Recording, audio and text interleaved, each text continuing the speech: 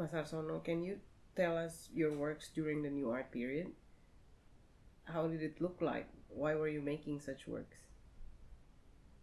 During the time, it's looked like that the people feel not secure in their daily life. Kamera mengintai itu apa? CCTV. Yeah. Even in our private space, we feel not free. It's like there is a chains who tied us. The regime was surveillance all of the people. Even they are in the house, they don't want to talk about how the military, because it's very easy to people can go to the jail. Also, of course, there is a trauma from 1965. Without any sentence, the people can kill without any sentence. So I feel that even in our private place, in our house, we feel that there is no secure. We feel not secure to talk. We don't have a freedom for speech, even in our private space. Using the rifle, and then there is a word paling top 75. My idea is if someone have a gun, they will have a power. Who is the most top? They are in the top of power in our country and political anything. They are military. I put it in a box, and then I put it the mesh wire gun. It should be not in our daily life, but it should be in a barrack, in a military barrack. I pour the pistol cracker into the floor. What do you want to do if these pistol crackers become a real pistol? I put a book and a pen, and then the people write. I want to know how the people react, and a lot of people, their opinion is against the military, or also against the regime. Behind the Suharto, there is also power of military. I'm thinking that because the military was very strong and they have a gun, so they can have a power. So how if all of the people have a power? It's mean that there is no power anymore. It's so different compared to your works just slightly before the new art period. You were working on geometric paintings, no?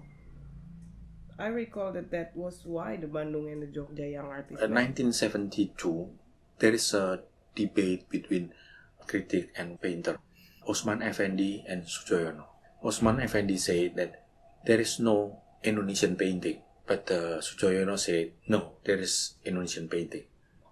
And we are thinking that how we want to talk about Indonesian art if they're always using the media from the West. Maybe it could be better if we using a media who cannot indicate that this is a painting or sculpture or print. Before New Art Movement, there is a protest from some artists who participate in the first big painting exhibition. The protest was called December Hitam. Artists from Yogyakarta was expelled from the school, from the university. We make a discussion a lot from 1972, 1973 until we realize that we just want to use any kind that we met in our daily life and then put it in the gallery as a metaphor of something about Indonesia. And then we said, what is something? That's our identity. We want to talk about the tradition or another thing. Tradition usually connected with the local, like a Jogja or Jakarta or Java or Bali. We think that Java cannot represent Indonesia. What the issues that can represent Indonesia? And then we think, maybe social and political issues, because in Indonesia, social and political issues in everywhere is the same.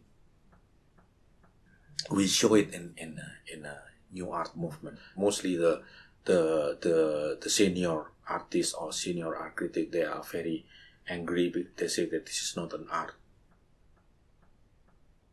At the time, the art critic can be very strong to say that this is bad, this is a very bad, this is vandal, this is pornographic. Before the opening, we stop. If the people say that this is art, it's good. But if they want to say that this is not art, it doesn't matter.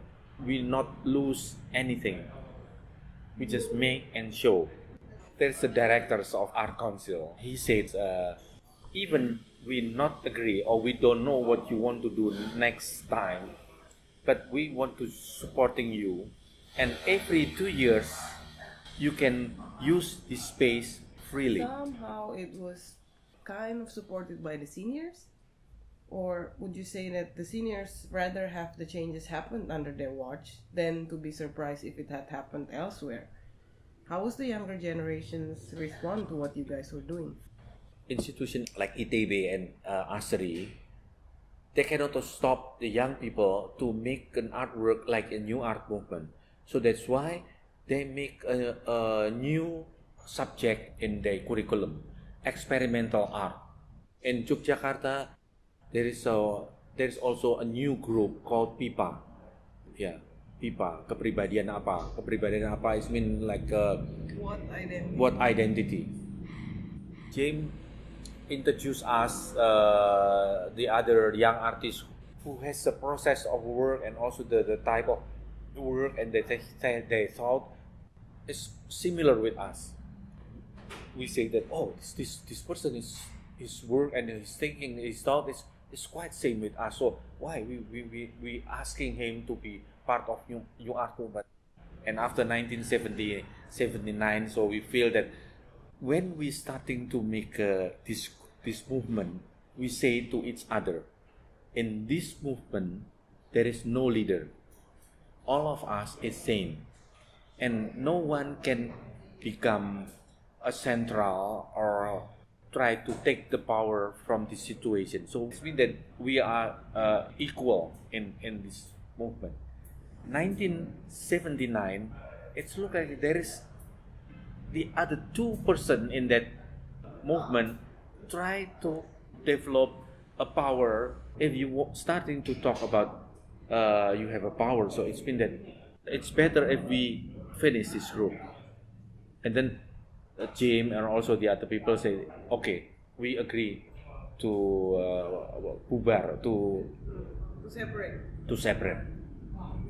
Finish, and then we separate after that. Another angle that I found interesting in the new art practice is that later on there seems to be kind of a research aspect, particularly in your work and some others such as Gendut, Bonyong, Muyono, Ronald Manulang.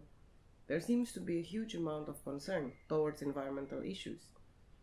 Other than the new art, I recall there were several environmental shows like the one in Parangtritis Beach, 74 to 82, the process show in Ancol, 85, and then there's also series of Mulyono's project in Brumbun Beach. 1975 in Indonesia, we starting to use a lot of plastic in our tableware for cooking or flowers or any kind of interior items. I'm very curious, and also I don't like that because usually in my house there is a real flower and suddenly changed with a plastic flower. I'm thinking that it's a lot of things was fake. We want to talk about the environmental, but we realize that we don't know anymore about environmental problem. If we don't know that, so maybe we can make a distortion in our words. So we must know what is the real problem. And then I work with one NGO called Walhi, the people who got poisoning by mercury, Minamata disease. Yeah, we went there with Dr. Mesa to see what's happening there. That's just only a very simple research. And then we write, and then we took a photograph, and then we talk with the people. We got the data, and then we make an artwork from this research. To make an art, not just only making an object. Making an art is mean that we must to understand about the cultural and anything. If the culture always change, the situation will always change. So it's mean that I must learn. I must understand. If I'm not have any knowledge to read the change, it means that I don't know anymore about that. If I don't know about that, so it's mean that my work will be stuck. If research had become kind of a necessity? Is it because it's no longer impossible for individual artists to understand as many aspects? At the same time, I think it also shows that it's no longer possible to work alone. So you guys were working with others, doing things with others. That has also become kind of a necessity. Was that also the case with the New Art Project 1 in 87? Before there is no collaborative, so that's why we call project. Yeah. At 1987, also we make an artwork based on research. We collected a lot of things who indicate that this is a part of urban culture, like a T-shirt, sticker, a lot of things, advertisement, magazine, newspaper in a style, fashion, and anything. We think that this is part of urban culture, and then we collect it, and then we show it, or we try to imitate, and then we change the name very close, like Marlboro. We changed the costume with the traditional Japanese person, but we don't say Marlboro but Malioboro. Malioboro is the name in the famous street in Jogja.